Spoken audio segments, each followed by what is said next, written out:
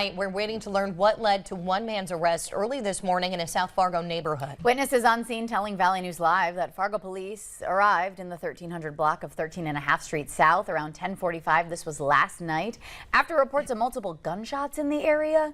Witnesses say police questioned residents in the neighborhood until around 12:30 this morning, when our reporter on scene this morning says an unidentified man was arrested. We don't know right now whether the arrest was connected to the shots fired investigation or if anybody was hurt. We have reached out to Fargo police for more information, though. You can stick with us as we follow this developing story.